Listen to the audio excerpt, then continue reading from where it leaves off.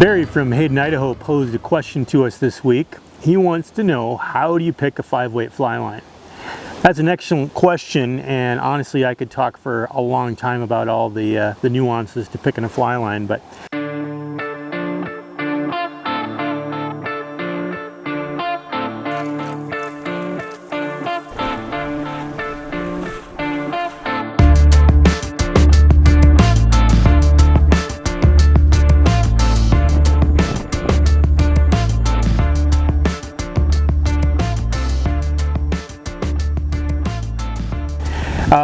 really it comes down to what is the best, or I guess the intended usage for that line.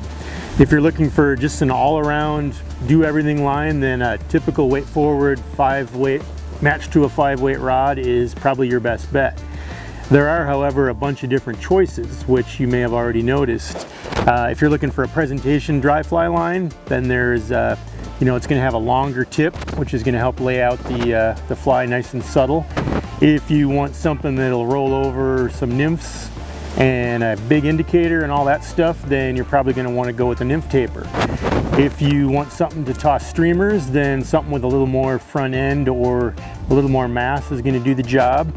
And then there's also different belly lengths. If you want a great roll casting line or one that mends with more distance, then a longer belly is going to be your best choice. So lots of choices. They're all good. Matching up the rod and the line is really a key point to getting your best performance out of this gear. I have lots and lots of 5-weight fly lines, and I like all of them.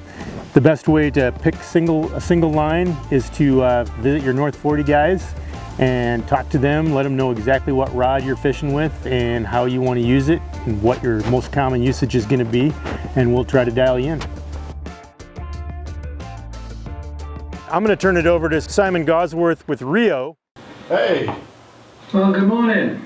Probably the best advice is either recognize the discipline they're going to concentrate on.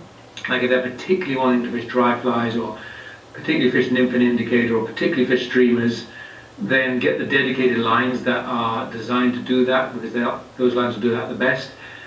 To be honest, most people say, well, I'm going to fish dries and nymphs and soft tackles and probably streamers, and so then there are lines that are kind of classed as general purpose lines, and Rio, we have the Perception and the Gold, Rio Gold, and those are our general purpose lines.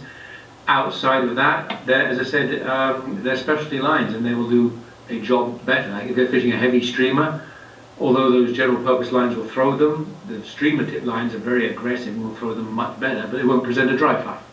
So I would say determine the discipline, or if it's just a general purpose, look for a line that's a general purpose line.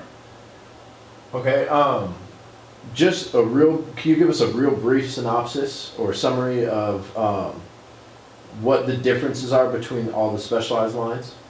Yeah, it's going to be where the weight is, to be fair. The simplest way is what's called the weight distribution. So if you have the head of a fly line, let's say it's, just for a figure, 40 feet long, and this is the front end, some lines can taper from fat to thin and weigh a 5-weight. Some lines can go medium to fat. The overall weight is going to be exactly the same, a 5-weight, 140 grains, or 150 grains if it's a 5.5, or 160 grains if it's a 6. But the mere fact that we as a designer, or the line company, if you're looking at other companies, have put weight in a different position of that line, you'll get a completely different effect. Weight at the front means when you're casting over, it'll turn over quicker, a bit more powerfully, it'll turn over and move heavy flies. So it's great for streamers, it's great for indicators and that kind of thing, but it also lands heavy on the water if you don't have weight, so it's no good for dries and presentation type of stuff. That's where you want the weight at the back part.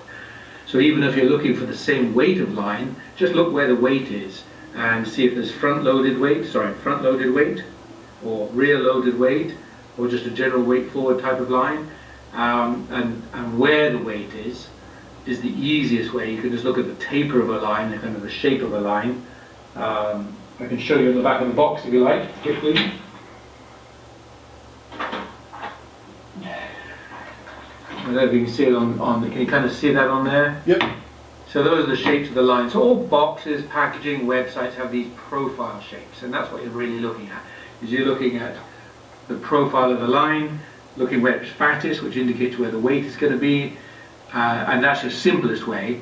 And then we mess around in the designs as kind of, we add weight to some lines. If we want a line to throw a heavy fly, the line in the box that says a 5 weight is probably a 6 weight, or maybe a 6.5, or maybe even a 7 weight on some lines. Whereas a line we want to land really softly, the 5 weight is going to be a 5 weight. So the nuances of it are hidden in the grain weights. When you know the grain weights, you can kind of delve deeper into that. But the simplest way generally is just look at the shape, look where the weight is, and the weight's location will indicate what the line is best designed to do. That's it for this episode of Ask North 40. If you have any questions or you're looking for a fly line, stop by North 40 Outfitters and check us out at north40flyshop.com.